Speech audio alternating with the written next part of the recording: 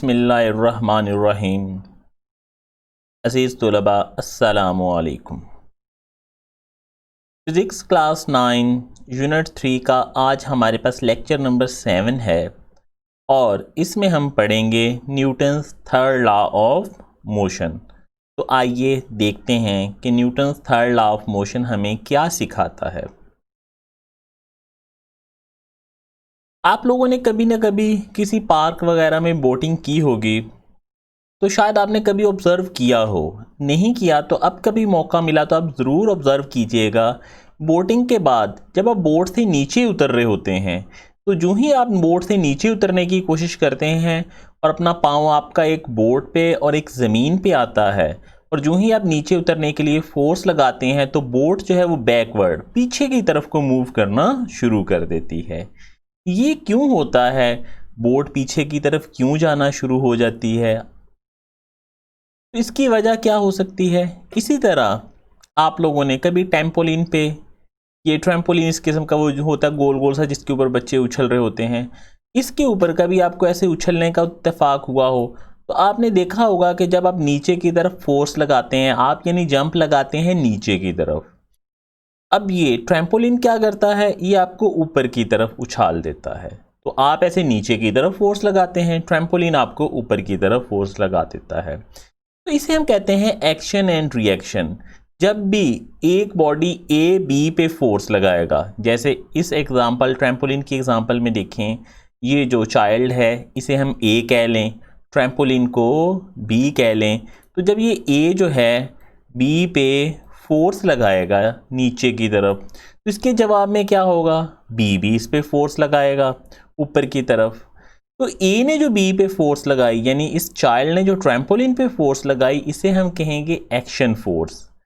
इसके जवाब में जब इस ट्रैम्पोलिन ने ऊपर की तरफ जो फोर्स लगाई, इसे हम कहेंगे रिएक्शनल फोर्स। तो एक्शन एंड रिएक्शन क्या हुआ? जब भी एक बॉडी ए किसी दूसरे बॉडी बी पे फोर्स लगाए, तो ए की फोर्स को हम एक्शन फोर्स कहेंगे और बी की फोर्स को हम रिएक्शनल फोर्स कहेंगे। इसके बाद Newton's third law of motion. जैसे अभी मैं आपसे जिक्र कर रहा था कि जो ही आप बोट से उतरते हैं, खुश्की की तरफ आने की कोशिश करते हैं, तो बोट इस तरह पीछे की तरफ क्यों मूव करना शुरू हो जाती है? तो इसकी वजह क्या है? इसकी वजह न्यूटन्स थर्ड लॉ में हमें ये बताएगी न्यूटन ने, टू एवरी एक्शन, जब भी कोई एक्शन होगा, there is always an equal but opposite reaction, और उसका एक ऑपोजिट रिएक्शन होगा, और होगा किस डायरेक्शन में? ऑपोजिट साइड पे, और बराबर ही होगा। तो यही वजह है कि जब ये आदमी बोट से बाहर की तरफ फॉरवर्ड साइड पे जंप लगाता है सामने की तरफ, तो बोट जो है वो पीछे की तरफ को मूव करती है। तो यही हमें न्यूटन्स थर्ड लॉ में बताया जा रहा है कि हर एक्शन का एक रिएक्शन होगा और वो रिएक्शन हमेशा ऑपोजिट डायरेक्शन में होगा। तो आइए इसे कुछ एग्जांपल्स की मदद से देखते हैं। से आप लोग अगर चेयर पे बैठते हैं तो आप नीचे की तरफ फोर्स लगाते हैं, रिएक्शन में चेयर ऊपर की तरफ फोर्स लगाती है। अगर चेयर ऊपर की तरफ फोर्स ना लगाए तो फिर क्या होगा? यकीनी सी बात है, फिर आप तो नीचे की तरफ फोर्स लगा ही रहे हैं ना, तो आप नीचे गिर जाएंगे। तो आपकी जो नीचे की तरफ फोर्स है डेट इज एक्शन, और चेयर की जो ऊपर की तरफ फोर्स है डेट इज रिएक्शन। अगर ये दोनों बराबर होंगे तो आप अपनी जगह पे स्टेबल करेंगे। अगर आपकी एक्शन फोर्स बढ़ गई तो आप नीचे गिर जाएंगे। इसी को एक और एग्जांपल में बुक के साथ देखें। जब आपने एक बुक को टेबल पे रखा, तो वो बुक जो है ना तो नीचे जा रही है ना ऊपर जा रही है। क्यों? बुक का वजन, वेट नीचे की तरफ अमल कर रहा है, जबकि टेबल का रिएक्शन ऊपर की तरफ अमल कर रहा है। इस वजह से बुक जो है वो अपनी ही जगह पे स्टेबल है, अपनी ही जगह पे रुकी हुई है। एक सेकेंड एग्जांपल और देखते हैं। अब करेंगे क्या? ये आप एक्टिविटी घर में इजीली कर सकते हैं। आप एक बैलून लें, उसमें एयर फिल कर लें, हवा भर लें। भरने के बाद उसे आप ऐसे पकड़े रखें और एकदम से छोड़ दें। जो ही आप छोड़ेंगे तो आप देखेंगे कि जैसे ये आपको बैलून नज़र आ रहा है, वो ऑपोजिट डायरेक्शन में ऐसे ऊपर की तरफ को मूव करना शुरू कर देगा। ये मूव करना क्यों शुरू कर देता है? इसकी वजह क्या है कि इसमें से जो एयर है वो तेज़ी से बाहर की तरफ निकलती है। तो एक्शन क्या होगा, बैलून ने एयर को तेज़ी से पुश किया, बाहर निकाला। रिएक्शन में एयर जो है वो बैलून को तेज़ी से आगे धकेल देगी। तो ये जो एयर की रिएक्शनल फोर्स है, इस वजह से बैलून सामने की तरफ हरकत करना शुरू कर देगा। इसकी एक third example, rockets.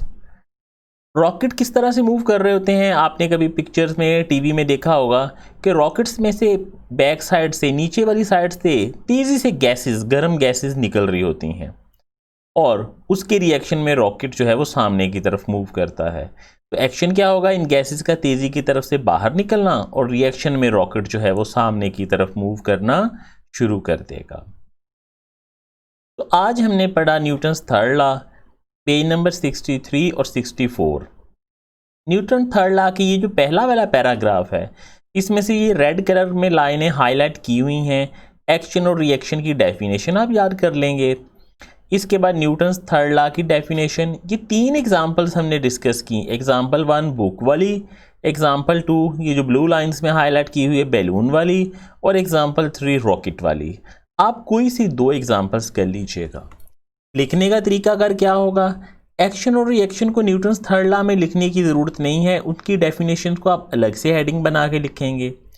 Newton third law को जब आप लॉन्ग में लिखेंगे तो सबसे पहले आप उसकी डेफिनेशन लिखेंगे, फिर एक्सप्लेनेशन की हेडिंग दे के ये जो 3 एग्जांपल्स पढ़ी हैं, इनमें से कोई सी 2 जो आपको बेहतर लग रही हो वो आप याद करके लिख लीजिएगा। आज का काम आपके पास इतना ही है। अपना ख्याल रखिएगा। अल्लाह हाफिज़।